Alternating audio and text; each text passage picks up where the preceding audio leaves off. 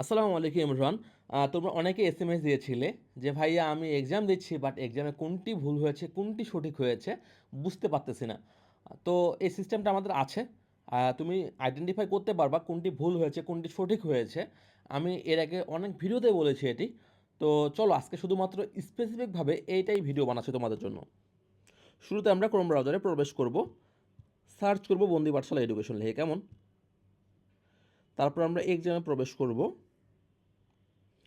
তোমার যে কোর্সে তুমি দেখতে যাও সেই কোর্সে তুমি প্রবেশ করবে, কেমন? আমি লাস্টার নার্সিং প্রিপারেশন 2.0 প্রবেশ করলাম। সেমভাবে তোমরা তোমাদের যা যা কোর্স আছে, মানে পাওয়ার প্লে বলো অথবা টার্গেট নার্সিং বলো, প্রত্যাবর্তন বলো, মিশন এফপিএস বলো, সবগুলো দেখতে পারবে তোমরা এভাবে। তো আমি এখানে এই যে দেখতে পাচ্ছ সাইডে থ্রি ডট একটা চিহ্ন, কেমন? এই যে থ্রি ডট চিহ্নটা এখানে ক্লিক করব। আমি চলে যাব হিস্টোরিতে। হিস্টোরির ড্যাশবোর্ডটা ঠিক এরকমভাবে চলে আসবে। একটু লোডিং হতে হয়তো বা সময় নিচ্ছে। এই দেখো হিস্টোরিটা এভাবে আছে না, আমরা স্ক্রল করতে করতে এই সাইডে চলে আসবো। অ্যাকশন, অনেকগুলো পয়েন্ট আছে এখানে। তোমরা কি এই যে দেখতে পাচ্ছ গেট সলিউশন, চোখের মতো একটা চিহ্ন, গেট সলিউশনে আমরা ক্লিক করব, কেমন? এটা, হ্যাঁ, এটা কিন্তু আমাদের রেজাল্ট জেনারেট যখন করব আমরা, মানে যখন আমরা রেজাল্টটা পাবলিশ করব তখনই দেখতে পারবা তোমরা, তার আগে কিন্তু দেখতে পারবা না।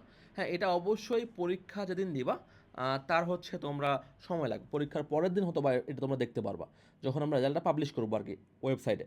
তো দেখতে পাচ্ছ আমি দাগিয়েছিলাম এখানে, আমি সবগুলোই ভুল দাগিয়েছিলাম বেশিরভাগই, কেননা আমি তোমাদেরকে দেখাতে চেয়েছিলাম যে আসলে এটা কেন। যেমন আমি দাগিয়েছিলাম এ, এই যে রাইট হবে ডি, এটা হবে, আমি দাগিয়েছিলাম ডি, এটা হবে এ, এটা দাগিয়েছিলাম ডি, হবে সি। তো এভাবে কিন্তু তোমরা দেখতে পারবে, কেমন? তো আশা করি তোমরা এই বিষয়টা নিয়ে তোমাদের কোনো কনফিউজ থাকবে না, এই বিষয়টা তোমাদের একেবারে ক্লিয়ার হয়ে গেছে। তো সকলকে ধন্যবাদ। আবারও দেখা হবে কোনো একটা ভিডিও নিয়ে। আল্লাহ হাফেজ।